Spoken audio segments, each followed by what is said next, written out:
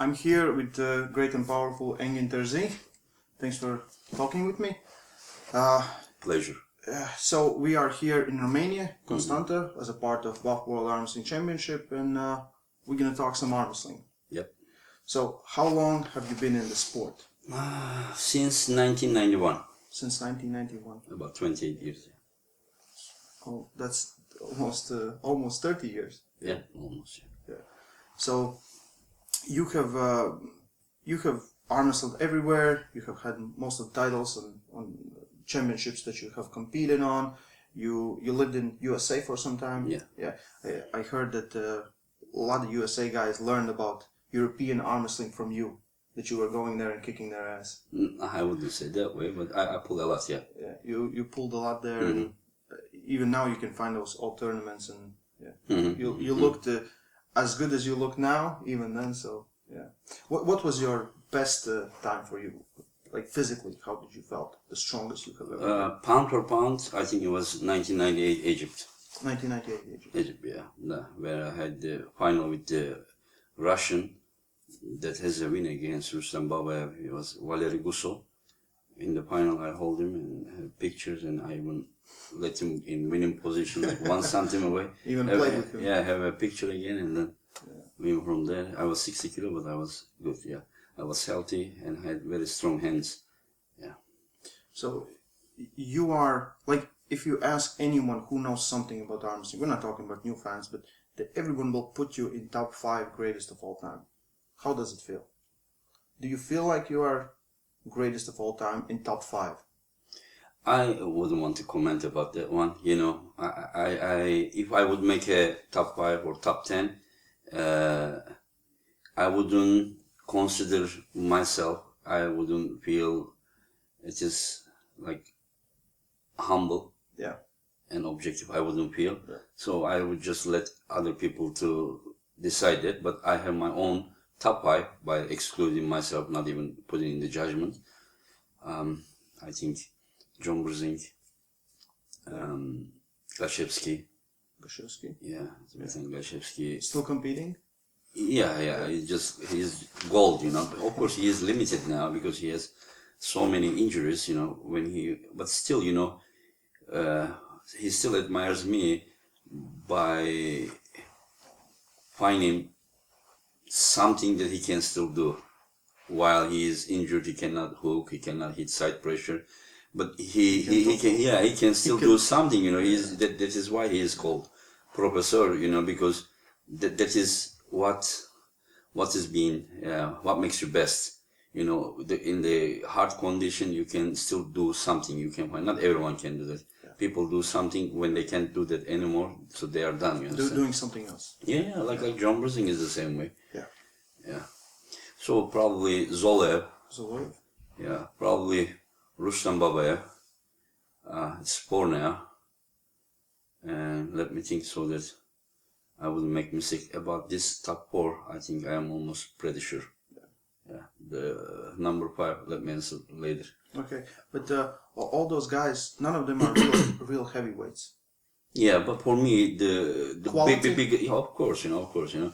I mean, for people who don't know arm wrestling well enough, they just look, you know, the biggest bicep, or like that's the best.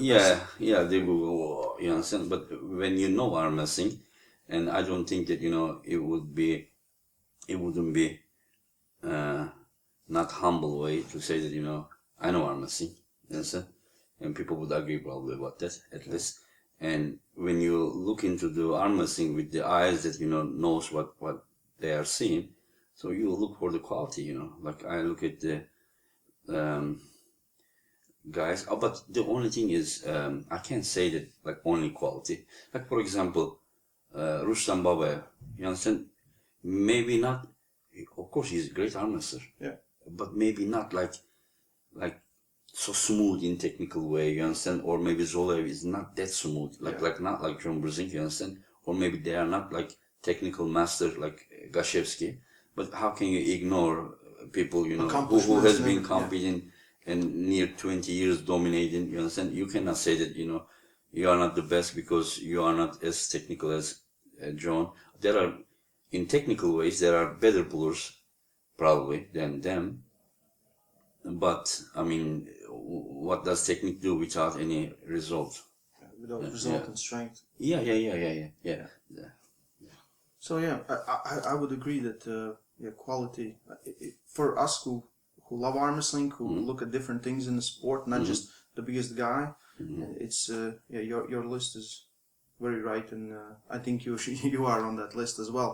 Okay, right now you are not training so hard, but you're still active. I mean, I feel like a retired guy who went to work for 25 years, 8 a.m. in the morning and get out 5 p.m. Yeah. And then when he's retired, don't know what to do. You understand? Like I was the same way for like about March you go nationals, about May or June you go to Europeans. About September, I know what's happening next year. You understand? But now I feel like a retired guy, sitting at home, don't know what to do. I'm gonna do something, but I don't know when, how, just expecting offers. And I'm also planning to do something, some TV events in Turkey, if we can find enough of sponsors. We want to do some international challenges.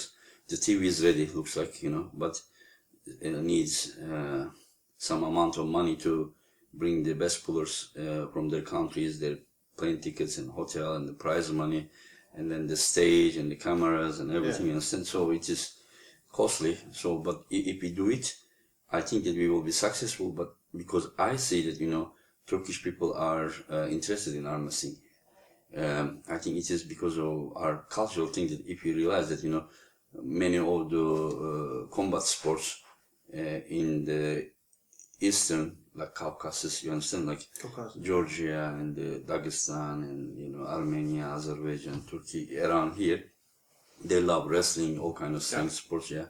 They are not usually so big people, but pound for pound, about the strongest area in the world.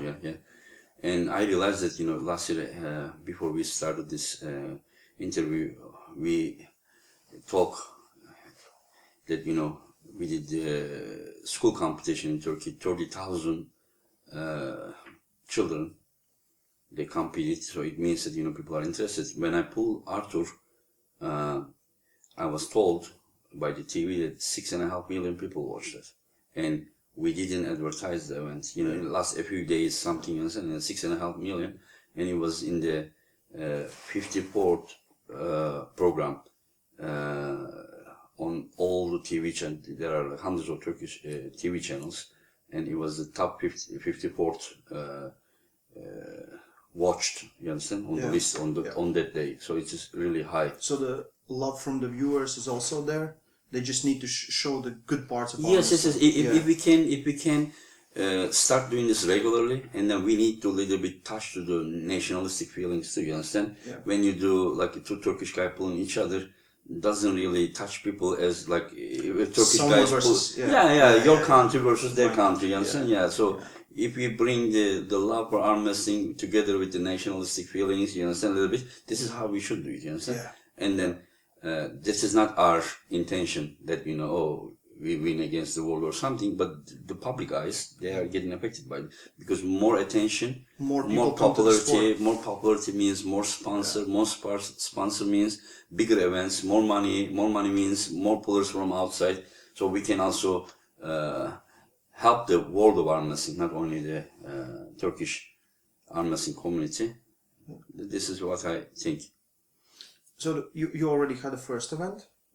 We did one, we did one. And I watched it, and I thought it was like 4 out of 5 matches were ace. And it was like more interesting than something that WL has offered. Like the war, Murat versus Daniel. That was crazy. This is why I picked them. And the big guys and the girls, your match. We picked them intentionally so that, because you just pick a match that, ready, go, boom, and then nobody would watch it. Yes. This is how I will do if we continue, If we continue. Good matchups, styles that match, that will provide. Yes, that's what it is, It was a great event. I watched it many times, loved it. You were pulling Artur Makarov, the Russian very powerful guy, powerful guy. and more, I mean, smarter than what I expected. I didn't expect him to be, not to be smart, but he's smarter than what I expected. Yeah. I thought that, you know, he would just come and try to hook me. Yes, this is what he tried at the beginning. When I never thought that he would just go, like last 2 months before the competition, I trained especially for his hook, you know. Yeah. I did with Murat Varhan training, Arif Ertem training, I did with Krasimir Kostadinov, and my pronator was like rock solid, you know, very strong.